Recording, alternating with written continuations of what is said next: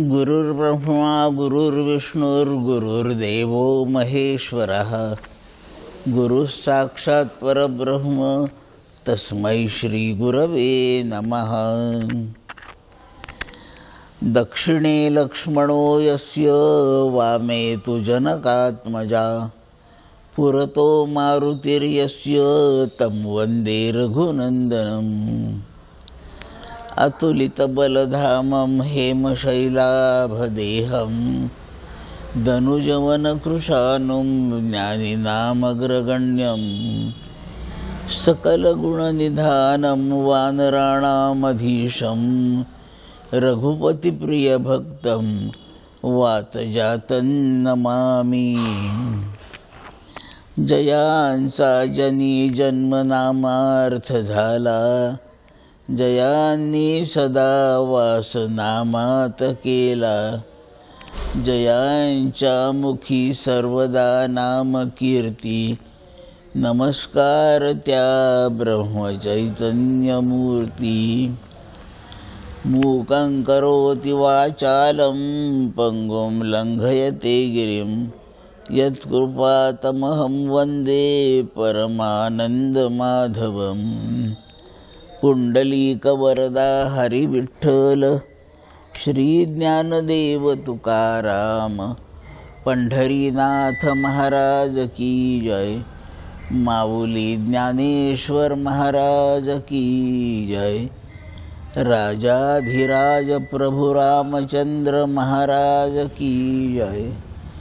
महारुद्र हनुमान की जय।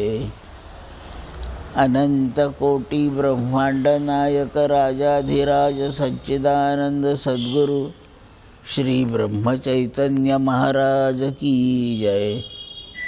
सद्गुरु श्री श्री राम महाराज की जय। जय जय रघुवीर समर्थ। भगवान श्री रामरायांना श्री हनुमंताला वंदन। सद्गुरु परम पूज्य चैतन्य महाराज, परम पूज्य सद्गुरु श्री श्री राम महाराज यांच्या श्रीचरणांना समस्त सज्जनांच्या संत चरणांना वंदन। समस्त स्थानीय देवतांना अंबा एकवीरा यांना वंदन। आणि आज तिसऱ्या दिवशीच्या उद्वंसन सत्रात आपण उपस्थित आहोत। उपस्थित असणाऱ्या सर्व भाविक भाग्यवंत श्रोत्या बंधुभगिनींना सप्रेम अभिवादन। आणि आजच्या चिंतनाला प्रारंभ। विषय एकच आहे, हाची सुबोध गुरूंचा। 13 आर्य आहेत। प्रत्येक आर्यवर आपल्या उपलब्ध वेळात आपण थोडं अर्थचिंतन करायचं ठरवलं आहे।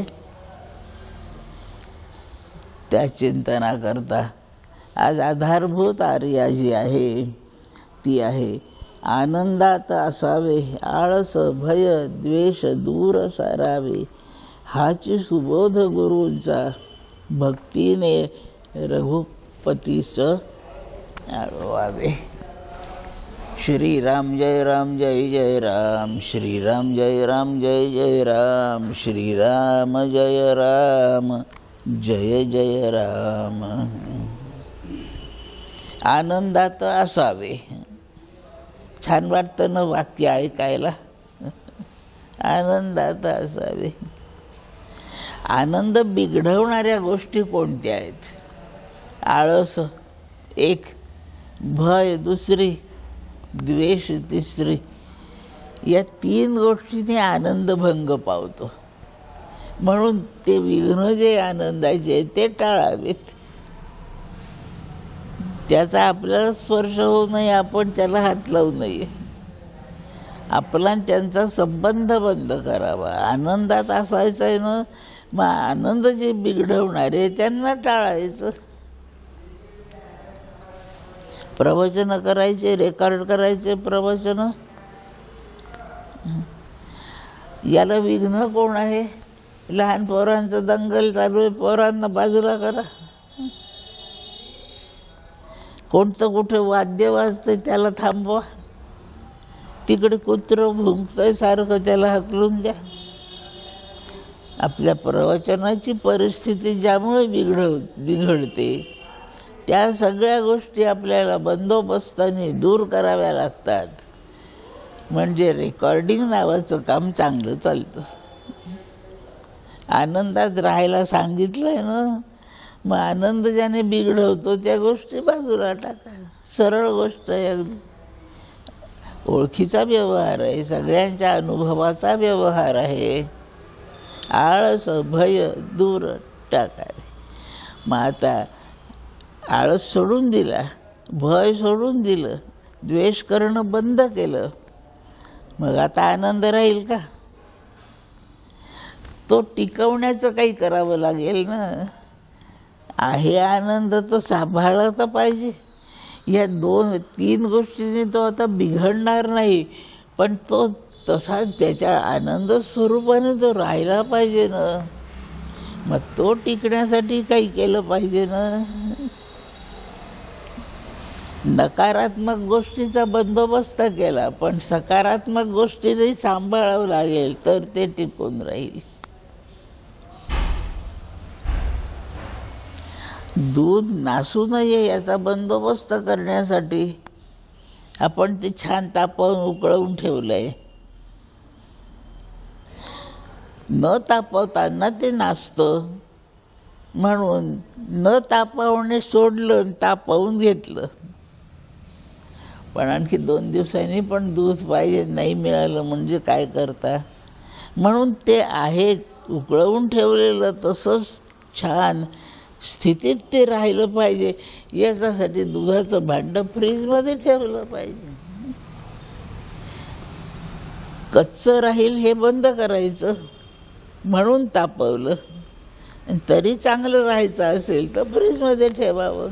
फ्रीजमध्ये ठेवणे सकारात्मक गोष्ट आहे, आणि कच्चं सांभाळून ठेवणे हे घातक आहे, म्हणून ते बंद करणे. पैसा साठला पाहिजे बँकेत, आपल्याजवळ पुष्कळ बॅलन्स आला पाहिजे. काय करायचं? जुगार नको खेळत जाऊ, दारू नको पीत जाऊ, पोरांच्या खाऊसाठी खेळण्यावर फार खर्च नको करू.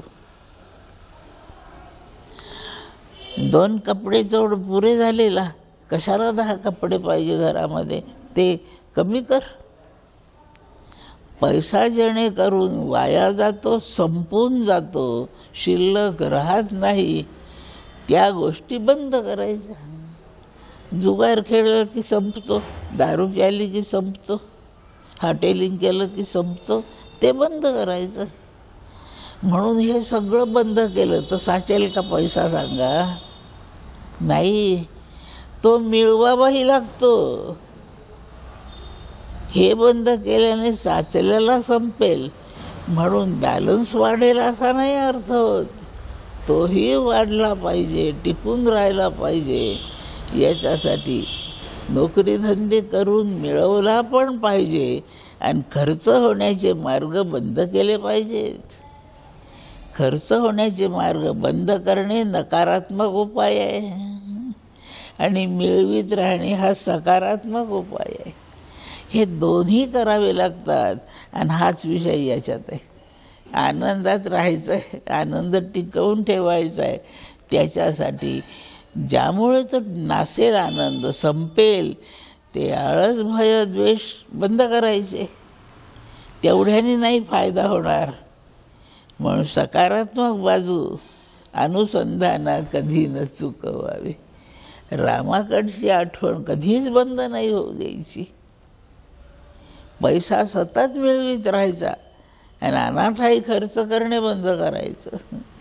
म्हणून रामाविषयीचं अनुसंधान कायम ठेवायचं, आणि ज्याने आनंद नासतो ते आळस भय द्वेष दूर टाकायचे. आनंदात असावे. आनंदात राहावे नाही म्हटलं बरं का, आनंदात असावे म्हटलंय. आनंदात असावे. असणे म्हणजे कायमस्वरूपी, आणि राहणे म्हणजे थोडा वेळ. आनंदात राहा थोडा वेळ. एवढं प्रवचन होईपर्यंत गडबड नको करू, त्यानंतर केली तर चालेल. प्रवचनभर तसं सांभाळणे याला राहणे म्हणायचं. आणि आनंद असावे कायम स्वरूपी. सकाळी उठल्यापासून रात्री झोपेपर्यंत तेच, आणि जन्मल्यापासून मरेपर्यंत तेच. भागवताच्या महात्म्यामध्ये मंगलाचरणाच्या श्लोकांमध्ये भगवान व्यास लिहित आहेत, निगमकल्पतरोर गलितं फलम शुकमुखादमृतद्रवसंयुतं पिबत भागवतं रसमालयं मुहुरहो रसिका भुवि भावुकाः. वेद तरूचं, वेद कोणी झाड आहे समजा, फळाचं झाड आहे, त्याला छान फळं आहेत. वेदवृक्षाचं सगळ्यात छान फळ म्हणजे निगम म्हणजे वेद, तरू म्हणजे झाड, निगम कल्पतरूचं फळ. ते फळही पिकलेलं छान. झाडावर पिकलेल्या फळाला गोडी वेगळी असते, आणि ते कच्चं तोडून त्याला काही गॅस बीस लावून आणखी प्रक्रिया करून त्याला पिकवून घेणे, चवीत फरक आहे का नाही, गोडीत फरक आहे का नाही. म्हणून ते झाडावरच पिकलेलं आहे. वेदवृक्षाचं फळ झाडावरच पिकलं आहे, आणि झाडावर पिकलेलं फळ झाडावर नाही राहत, गळून पडतं. आणि ते गळून पडलेलं झाडावरचं जे फळ आहे त्याच्या गोडीची चव काही वेगळीच विलक्षण आनंददायी आहे. निगमकल्पतरोर गलितं फलम. मग ते गळून पडलं, वाऱ्याने धक्का लागला म्हणून पडलं, आपण फांदी हलवली म्हणून पडलं, आपण तोडून काढलं म्हणून पडलं. पण तसं नाही केलं. फळ गोड आहे हे माणसाला कळण्याच्या आधी, म्हणजे आंबा गोड आहे हे आपल्याला कळण्याच्या आधी पोपटाला कळतं. लक्षात ठेवा. आपल्याला मोबाईल करून बोलवावं लागतं, पत्रिका छापून बोलवावं लागतं, निरोप देऊन बोलवावं लागतं. आता आंबा पिकलाय झाडावर, पोपटांना बोलवावं नाही लागत हो, तेच येतात. ते शोधातच असतात कोणतं फळ पिकलंय. आणि इकडे हजारो फळ, शेकडो फळं त्या झाडाला आहेत. एखाद्या फळावर ते जाऊन बसतं, त्याला कळतं. पोपटाला झाडावरच पिकलेलं फळ जे कळतं त्या फळाला पाड म्हणतात. आणि पाड लागलेलं त्या पोपटाला नक्की कळतं, आपल्याला नाही कळत. पाड आहे हे आपल्याला केव्हा कळतं, ते खाली पडल्यावर कळतं. आता आपलं भाग्य खूप असेल तर एखाद्या वेळेला पोपट त्या फळावर येऊन बसतो, खातो, निसटतं ते त्याच्या चोचीतून पायातून आणि खाली पडतं. तो मुद्दाम नाही पाडीत, पण त्याच्या ह्याच्यातून ते ताब्यातून सुटतं, पडतं खाली. असं पोपटाच्या बसण्याने, त्याने त्याला चोच मारण्याच्या धक्क्याने त्या वेदवृक्षाचं ते पिकलेलं फळ खाली पडलं. निगमकल्पतरोर गलितं फलम. गलितमचं ते पिकलं म्हणूनच पडतं. मग गलितच्या भाव दोन आहेत. ते पिकलंय म्हणून पडलंय. पिकणे पडणे दोन गोष्टी घडल्या आहेत. गलितं फलम. ते कशामुळे पडलं त्याचं उत्तर वेद सांगतोय, भगवान व्यास ते लिहित आहेत. शुकमुखात, त्याच्या तोंडातून ते पडले. निसटलं ते त्याच्या तोंडातून. पायाने पकडलेलंही असतं, चोचीने ते खाता खाता पडलं खाली. शुकमुखात असं ते फळ आहे. पोपट त्याच फळावर बसतो जे पिकलंय, ते तो खातो, निष्ठून पडतो खाली शुकमुखाद. ते अमृतासारखं आहे. अमृत नावाचा जो पदार्थ आपण नेहमीच बोलण्यात वापरतो, अमृततुल्य काय माहीत आहे सगळ्यांना. रस्त्याने चाला, ने दुकानावर अमृततुल्य अमृततुल्य. अमृताची चव अत्यंत प्रिय अशी आहे. गोड पदार्थ प्रिय असतो, पण जे प्रिय असतं त्याला गोड म्हणतात.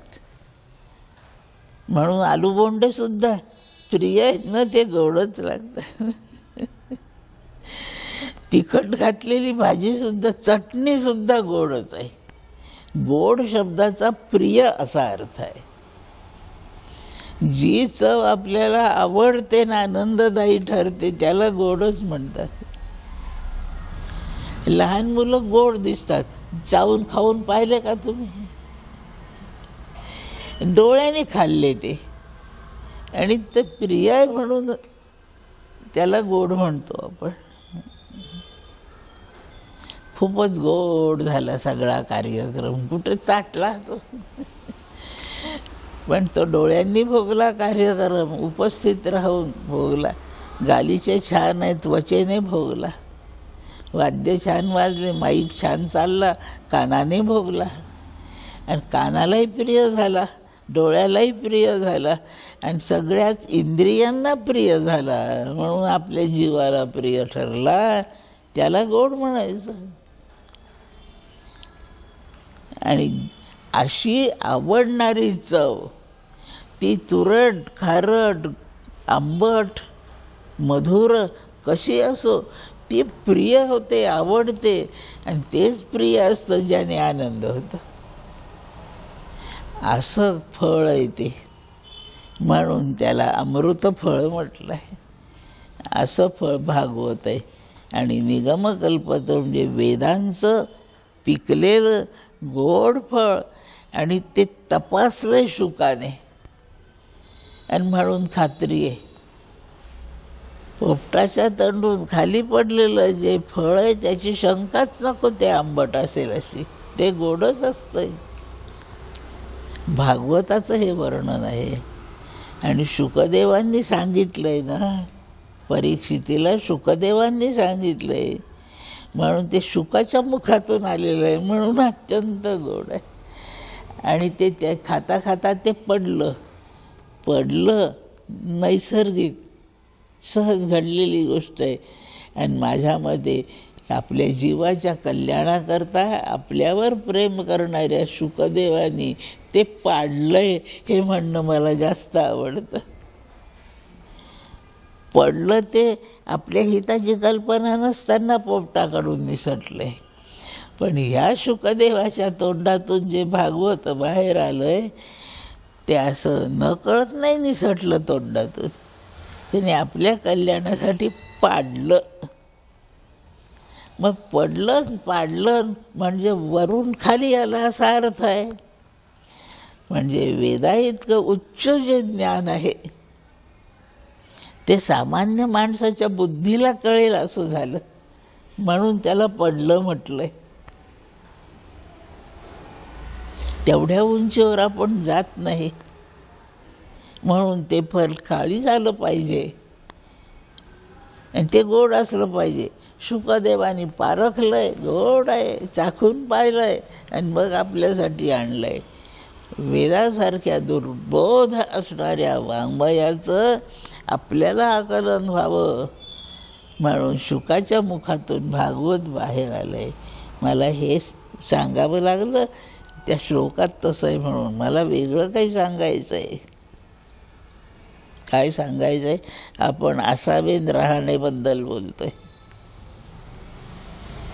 पिबत भागवतम, असं हे भागवत अमृतासारखं प्रिय, आणखीन अनुभवताना गोड, आणि प्रत्यक्ष चाखण्याच्या प्रसंगानंतरही आनंद रूपाने ते स्थिरावत आहे. असं हे भागवत फळ आहे. पिबत भागवतम रसम. भागवत हा रस आहे.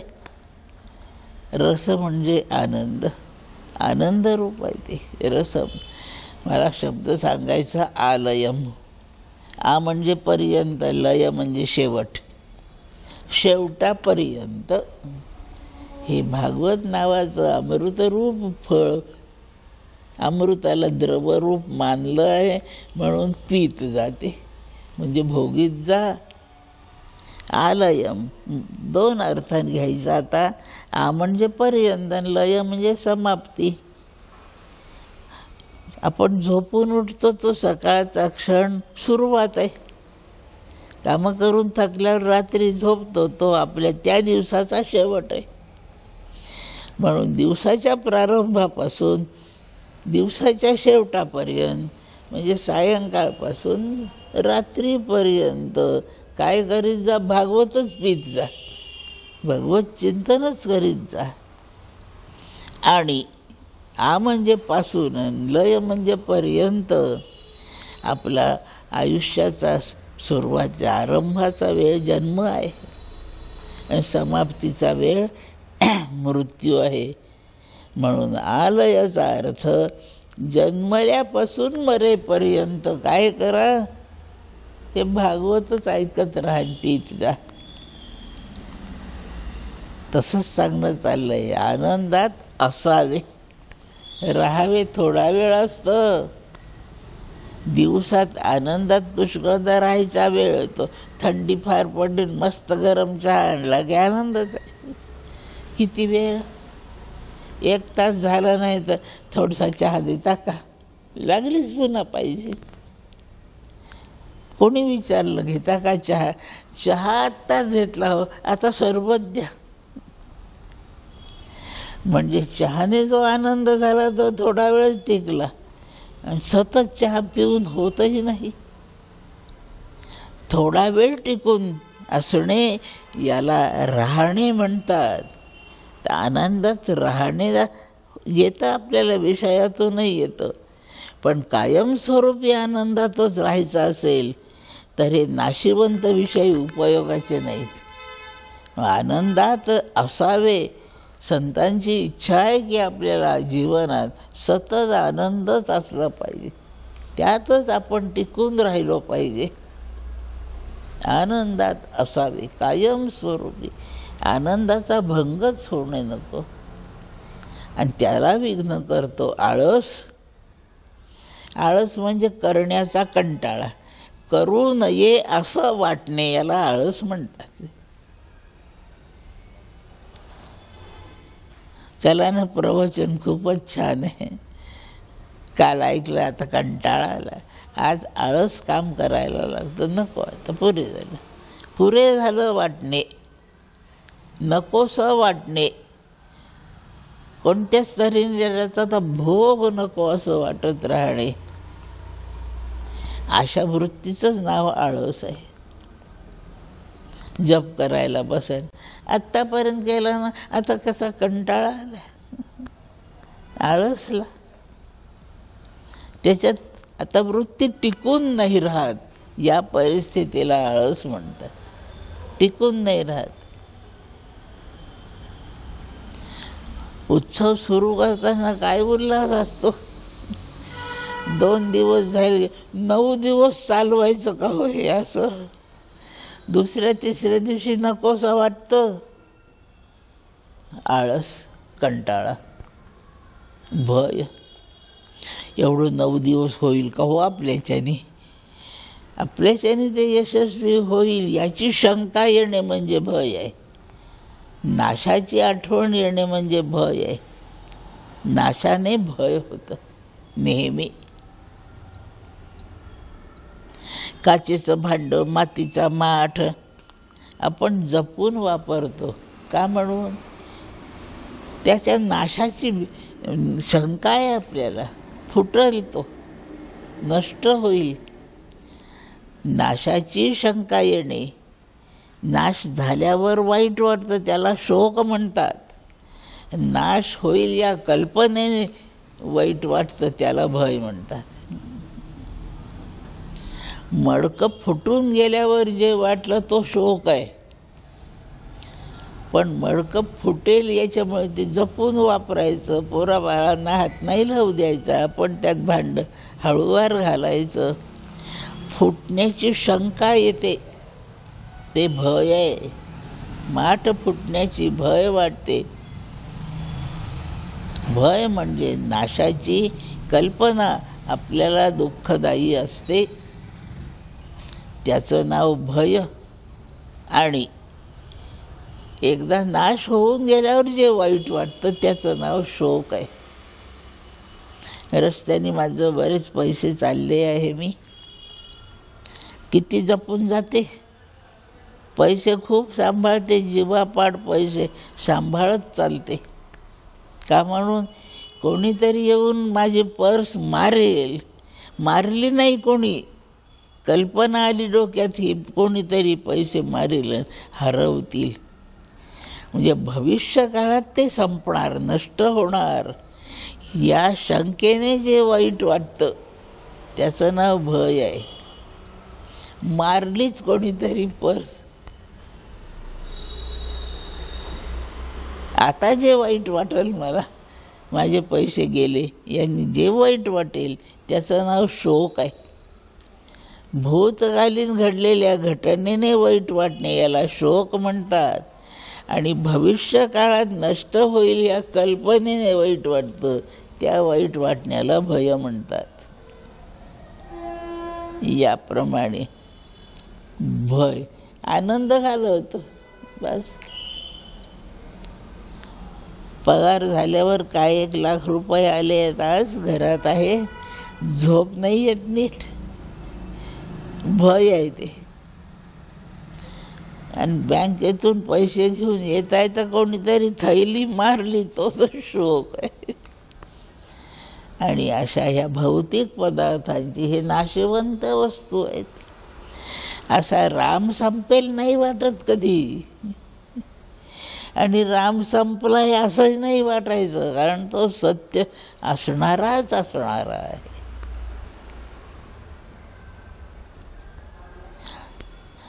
स्वयंपाक करून अन्न शिजवलंय ते संपण्याचं भय आहे, पण कोठीमध्ये धान्य भरलेलं आहे त्याचं नाही भय वाटत.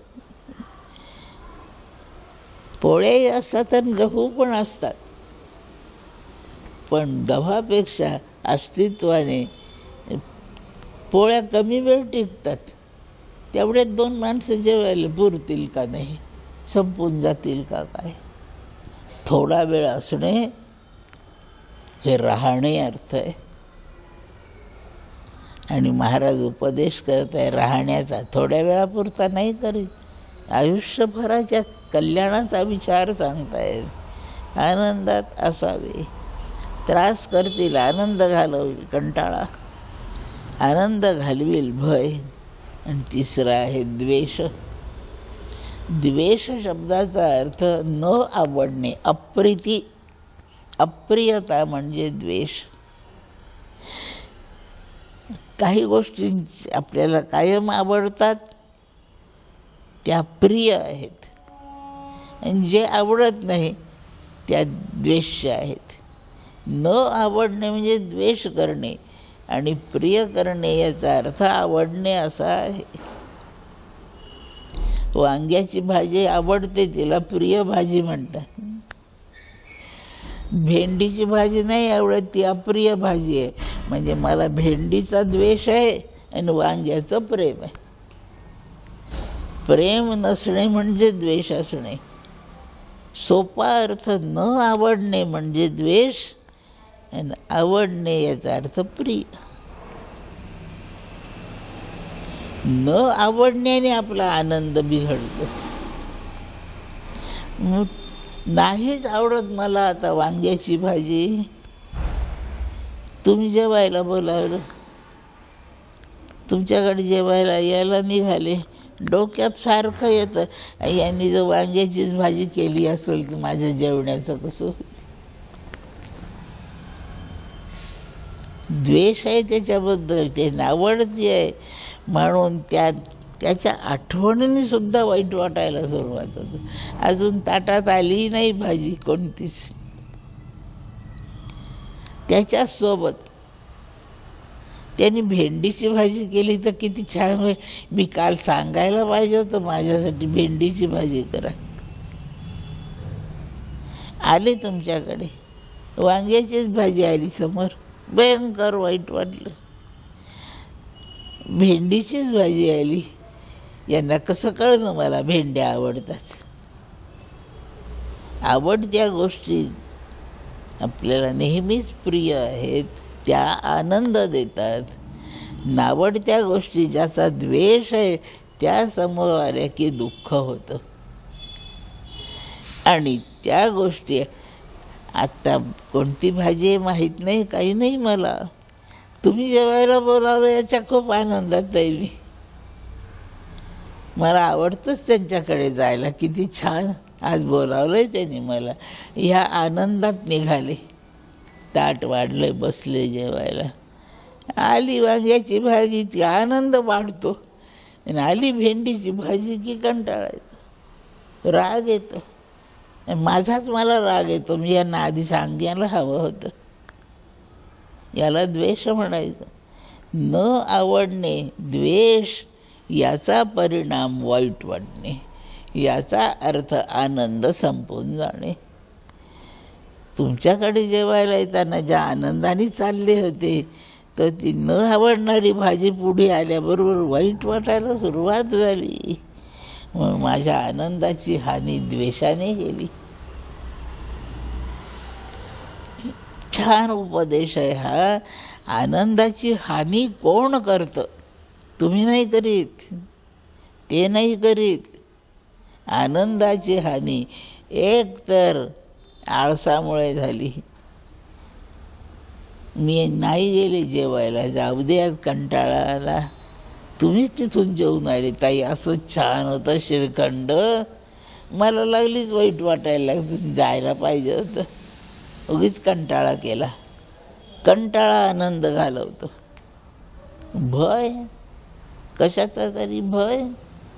डॉक्टरनी सांगितले दुसऱ्याकडचं अन्न जेवू नका काही दिवस. तुम्ही फक्त एवढे 2 पदार्थ खा, मुगाच्या डाळीचं वरण आणि भातच फक्त खा.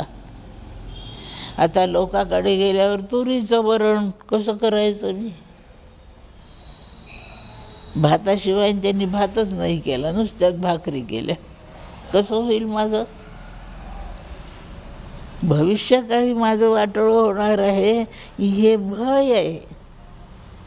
आणि कल्पना चालली आहे की डॉक्टरनी हे करू नको सांगितलं ना, असंच जर तिथे जेवण असेल तर माझं कसं होईल, अशी जी भीती आहे, ह्या भीतीने माझा आनंद जातो. आणि नावडती गोष्ट, आपल्या हानीची कल्पना भय, आपली नावडती गोष्ट समोर येणे हा द्वेष, आणि ते मिळवणे, त्याच्यात भोग घ्यायला उपस्थित असणे, याच्याबद्दल बिघडलं की तो आळस. 3 गोष्टी आनंद घालवतात. म्हणजे कायमस्वरूपी आनंदाला या 3 गोष्टी टिकू देत नाहीत. हे आनंदाची विघ्ने आहेत, प्रतिबंध आहेत. हे दूर करायचे. मग लक्ष कशात ठेवायचं?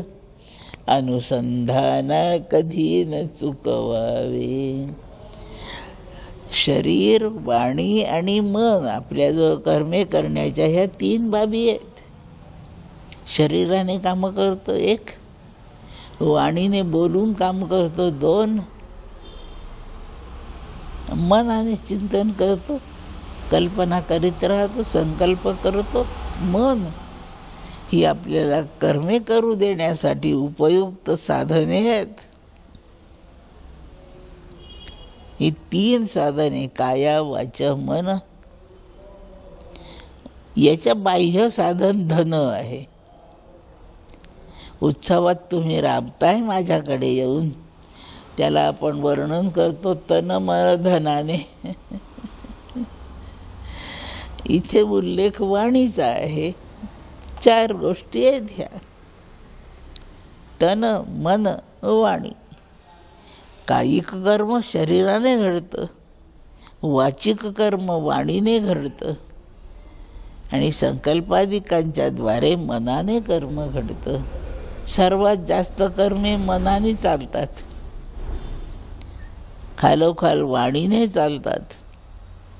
शरीराने कर्मे चालवायला जास्त बळ पाहिजे, ती त्यापेक्षा कमी प्रमाणात आहे.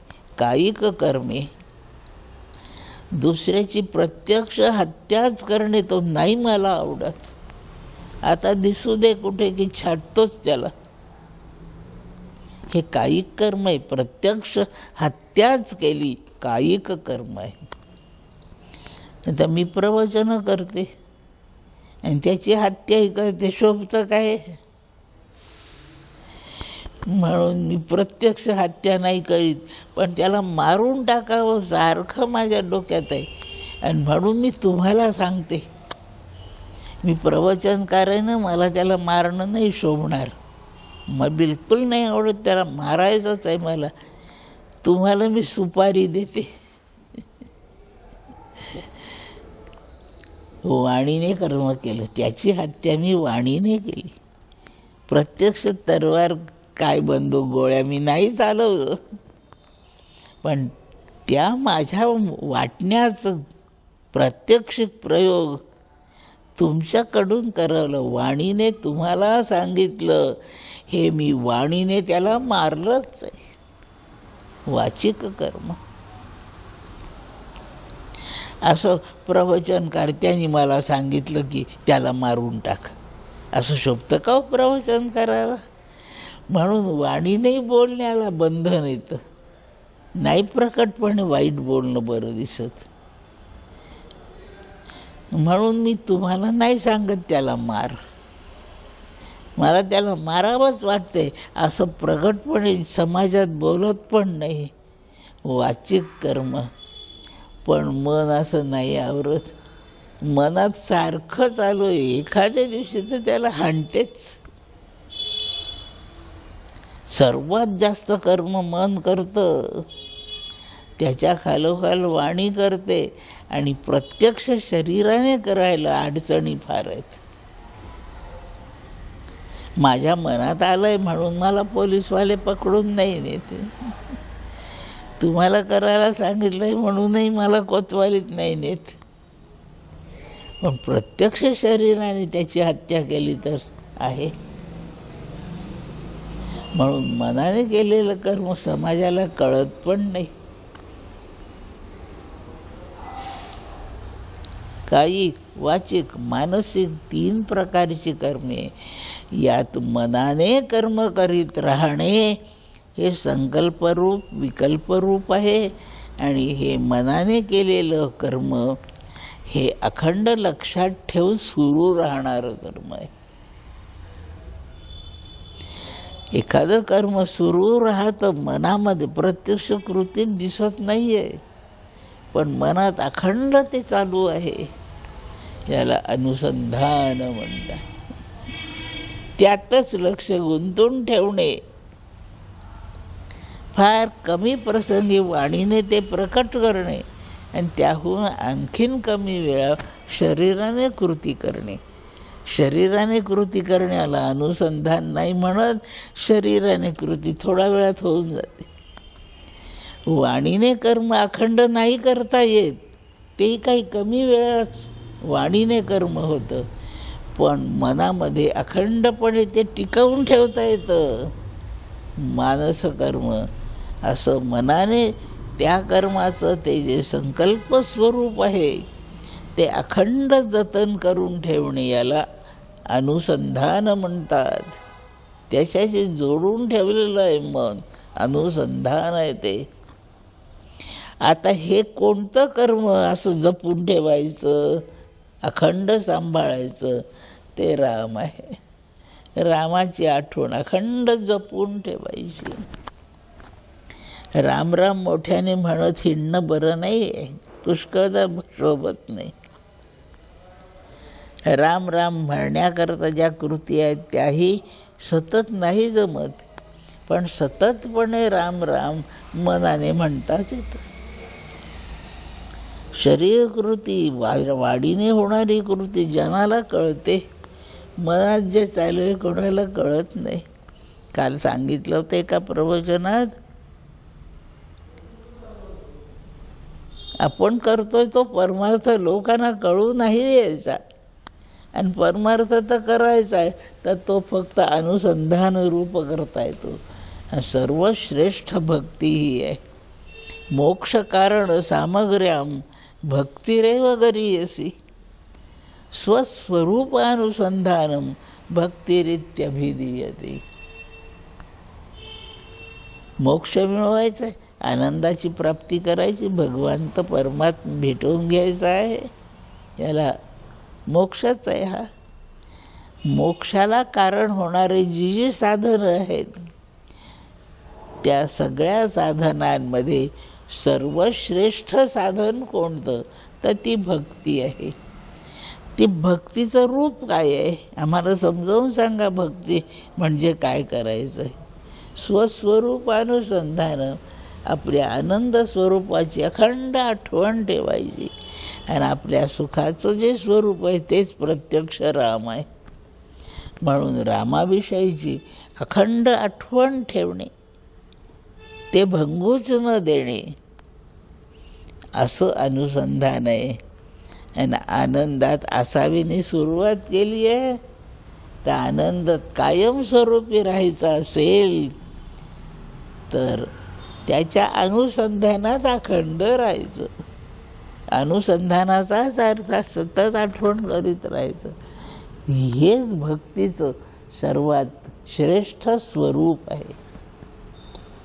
पुष्कळ पानं फुलं नैवेद्य पेढे बर्फ्या दूध आणून पूजा करणे पूजाच आहे ती, पण सर्वात श्रेष्ठ पूजा मानस पूजा आहे. त्याची आठवणच असणे, स्मरण फक्त. आता खूप त्या गणपतीची पूजा छान करावी असं आपलं व्रत आहे, घरी कुळधर्म आहे, आवडतं आहे. प्रवासात चालला, 2.5 दिवस प्रवास आहे गाडीमध्ये, कुठे करील एवढं सगळं? मनाने करू शकतो पूजा. मनाने तरी सामग्री कशाला गोळा करा, फक्त गणपतीची आठवण ठेवा. केव्हाही गणपतीची आठवण करणे सोपं आहे. वाणीने सुद्धा पूजा करणं शोभत नाही. गणपती अथर्व शीर्ष गाडीत मोठ्या मोठ्याने म्हणत बसला, बरोबर जमत नाही. आणि प्रत्यक्ष त्याला लाल फुलं वाहन मोदकाचा नैवेद्य कर, गाडीत बसून कुठं करतोय? पण सुमुखश्चैक दंतश्च कपिलो गजकर्णकः लंबोदरश्च विकटो विघ्ननाशो गणाधिपः धूम्रकेतुर्गणाध्यक्षो भालचंद्रो गजाननः 12 नामानी. ही त्याची गणपतीची नावे. गाडीत बसून 2.5 दिवस प्रवास आहे, 2.5 दिवस म्हणू शकतो एकसारखं. असं एकसारखं त्याच्या नामाची आठवण करणे आणि नामाच्या आठवणीबरोबर गणपतीचं रूप डोळ्यापुढे आणून पाहत राहणे, हे अखंड शक्य आहे. हे गणपतीचं अनुसंधान आहे. मन त्यातच एकाग्र करून ठेवणे, असं अनुसंधान. ब्रह्मचैतन्य महाराज हे रामाबद्दल म्हणतील, म्हणू दे. राम म्हणा का काही म्हणा. आपली आई, आपली म्हणते आई, त्या बाळाची आई बाळाच्या लाडात एकदा शिरली ना, त्याला राजा म्हणते, त्याला गोड्या म्हणते. त्या लाडामध्ये त्या प्रेमामध्ये त्याला बदमाशही म्हणते. कधी राजा म्हणते, कधी बाळ्या म्हणते, कधी बाळ म्हणते, कधी बाबा म्हणते. तिने कितीही नावं म्हटले तरी अर्थ तिचा पुत्र एवढाच आहे. ती आपल्या पुत्राला खूपही नावाने हाक मारीत असली तरी सगळ्या नावांचा आधार तिचा तो एकमेव पुत्रच आहे. तसं गणपती म्हणा, महादेव म्हणा, अंबा माता म्हणा, कृष्ण म्हणा, विठोबा म्हणा, काही म्हणा, ह्या सगळ्या नावांचा आधार एकच परमात्मा आहे. कोणतंही नाव आलं तरी तोच परमात्मा. राजा म्हटलं तरी तोच पुत्र, आणि बाळ म्हटलं तरी तोच पुत्र. आणि फार रागात प्रेमात आले की त्याला बदमाश म्हणणं आहे तोच पुत्र. अखंडपणे कोणतीही नावं कोणी म्हणत असो ते त्या परमात्म्याचेच सगळे भक्त आहेत. असे रामाचे भक्त व्हा आणि त्याची आठवण करीत राहायचं. हे असं अनुसंधाना कधी न चुकवावे. आणि अनुसंधानाचा कायमस्वरूपी ते स्मरत राहणे एक अर्थ आहे, आणि दुसरा त्या ठिकाणी एकाग्र होणे, स्थिरावणे हा अर्थ आहे. एकाग्र होत नाही तोपर्यंत यशही मिळत नाही. हाच सुबोध आहे गुरूंचा. काय सुबोध आहे? आनंदातच असा अखंडपणे तुमचा आनंद टिकून असो.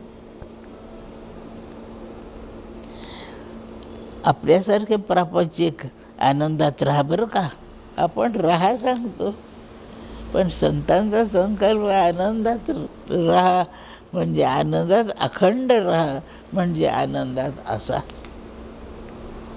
आणि आनंदात असायचा आनंद बिघडवणारे 3 घटक आहे.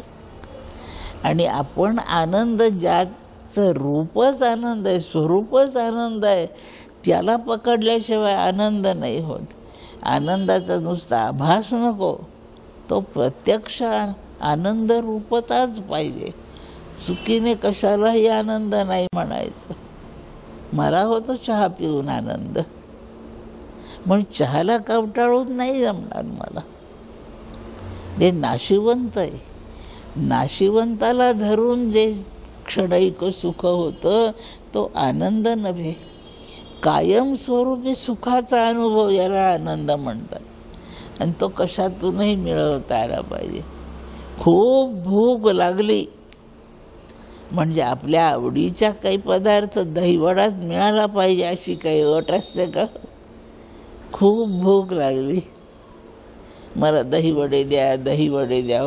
2 दिवसापासून खाल्लं नाही, भूक लागली, मला दहीवडे द्या असं नाही आपण म्हणत. 2 दिवसापासून भूक लागली आहे, हो फार कासावीस झालं आहे, आता मला काहीतरी खायला द्या.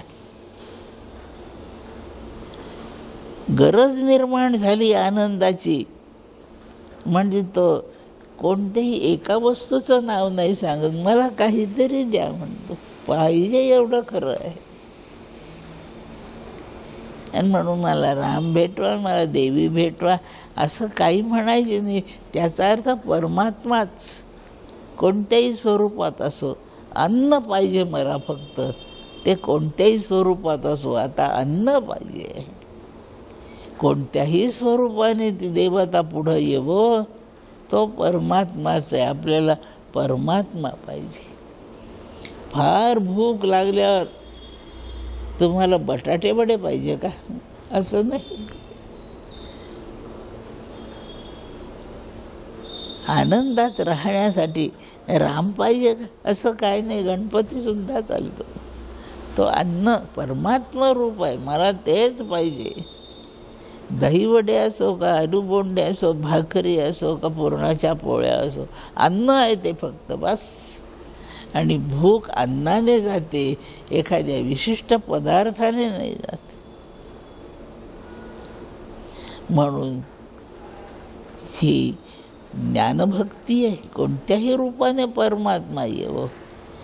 म्हणून आपल्याला जी सतत आठवण ठेवायची आहे ती देवतेच्या नामरूपापेक्षा परमात्म्याची आठवण ठेवायची.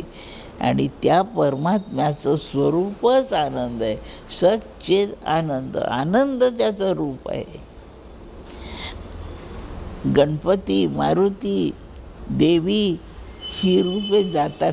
रामकृष्ण रूप जातं. राम निजधामाला गेले, राम नाही संपले, रूप संपून गेले. रूप नाम नाशिवंतात जात आहेत. म्हणून अनुसंधाना कधी न चुकावावे.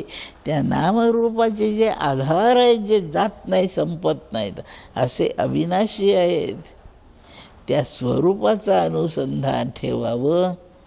याला भक्ती म्हणतात. त्याचाच हा उल्लेख आहे. अनुसंधाना कधी न चुकवाय. कधी एखादा क्षणही तसा जाऊ देऊ नका. जो क्षण राघवेण गेला, ज्याने तू मोठी हानी केली स्वतःची. आता त्याचं अखंड स्मरण ठेवण्यासाठी त्यातला सोपा भाग त्याचं नाम म्हणावं. आणि नाम म्हटलं की रूप दिसतंच. रूप दिसलं की त्याचे गुणधर्म दिसतात. आणि गुणधर्म दिसल्याबरोबर वाईट गुण असतील तर त्रास वाटतो, चांगले गुण असतील तर आनंद होतो. सतत आनंदात असायचं आहे म्हणून रामाचं स्मरण करावं. सुरुवात त्या स्मरणाची नामस्मरणाने होते. कोणाचंही नाव म्हणा, त्याचं रूप डोळ्यापुढे दिसायला लागतं. रामाचं नाव म्हटलं की धनुर्धारी राम रूप समोरच येतं.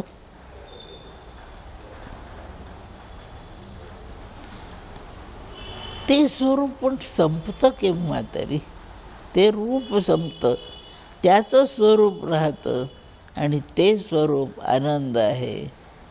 म्हणून अनुसंधान रामाच्या धनुर्धारीपणाचं नाही फारसं करायचं, त्याच्या परमात्म सच्चिदानंदत्वाचं करायचं.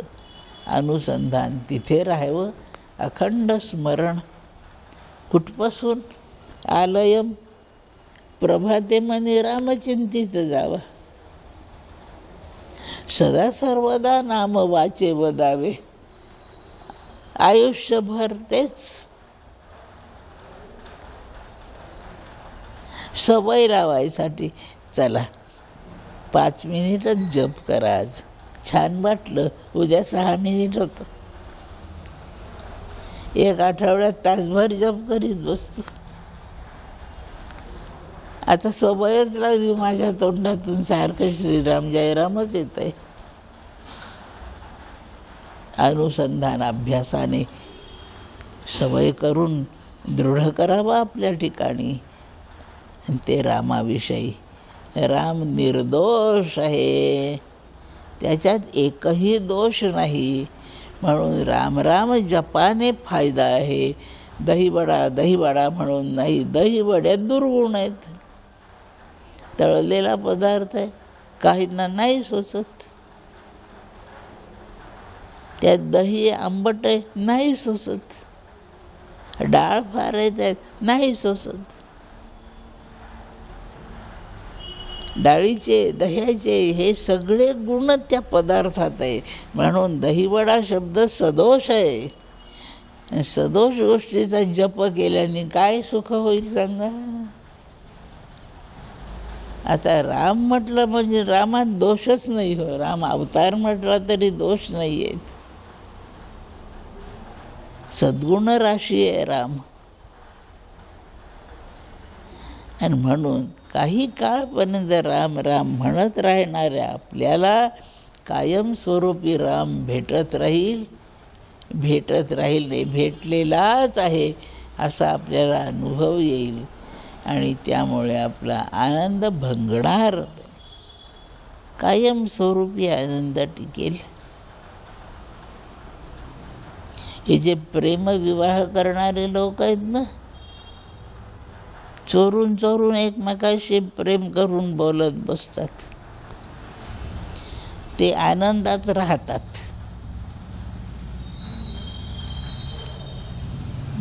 आता त्यांना आनंदात असायला पाहिजे. आणि म्हणून नुसतं प्रेम करून गप्पा करणे, लोकांशी चोरून करणे, यांनी ते आनंदात राहतात पण असत नाहीत. आणि कायमस्वरूपी त्यांना आनंदात राहायचं असेल त्यांना विधिवत विवाह करावा लागतो. आणि विवाह झाला की आनंदात असतात आणि त्याच्या आधी भेटतात ते आनंदात राहतात. मला वाटतं फरक छान समजला असेल. ते विवाह करून एकत्र राहतात, अनुसंधानाचं स्वरूप आहे. याप्रमाणे आनंदात क्षणिक राहायचं ते रूपाने राहतात आणि असायचं असेल तर स्वरूपातच जावं लागतं. अनुसंधान स्वरूपाचं आहे. याप्रमाणे अनुसंधान कधी न चुकवावे. आणि हे अनुसंधान बिघडवणारे कोण आहे? कंटाळा, आळस, भय.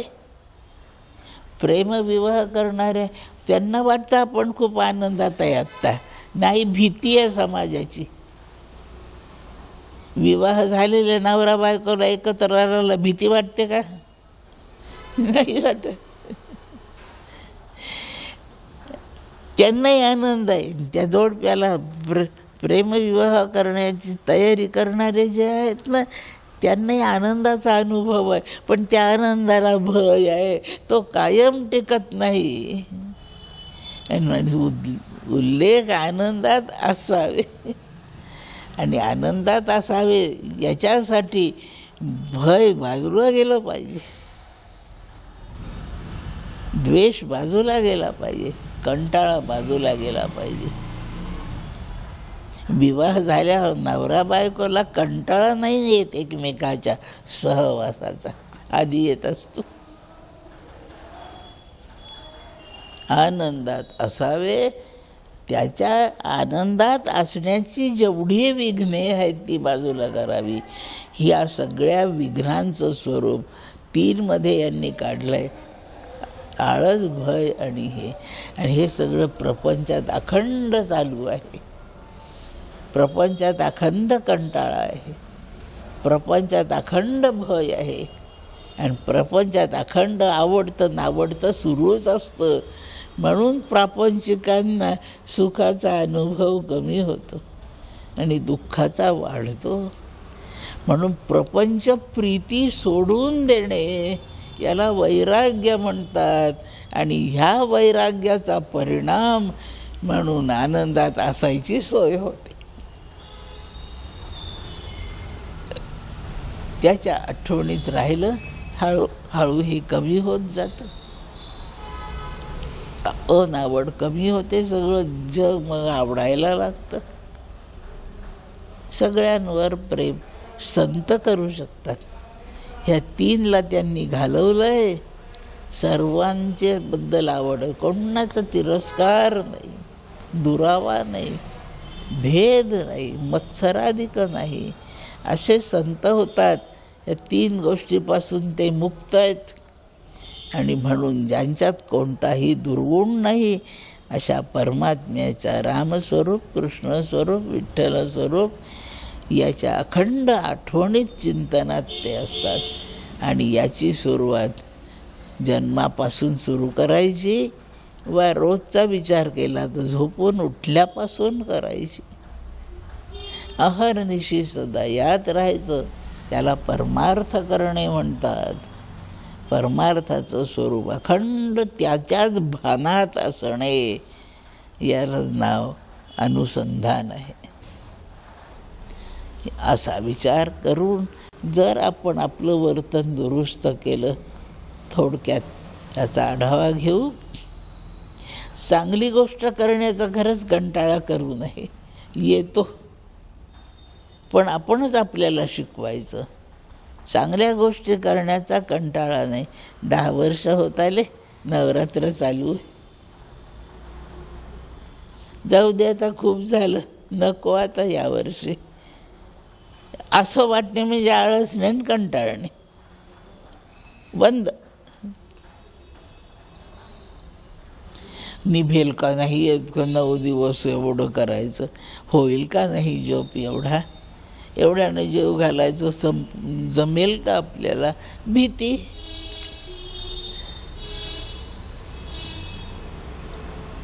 यावर्षी नाही, त्यांनी मागच्या वर्षी फार त्रास दिला हो उत्सवामध्ये. यावर्षी त्यांना पत्रिकाच नाही पाठवितात. ते येऊन म्हणतील मला सांगा ना काही काम, झाली आमची सगळी तयारी, आता काही नको. द्वेष नाही बोलवीत त्यांना. आता एवढं बंद करून उत्सव करायचा म्हणजे आनंद टिकेल. आणि त्यांनी त्रास दिला नाही आता त्याला बोलवीत, तरी तो आला की संतापाला. द्वेषच बंद करून टाकायचा, संतापण्याचा प्रसंगच येणार नाही. फार फार छान आहे. मला या सगळ्या आर्यात आवडतात, ह्यातली फार आवडते. अखंड आनंदात असा,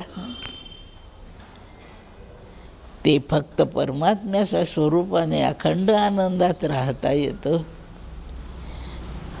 अखंड राहण्यालाच असावे म्हणतात.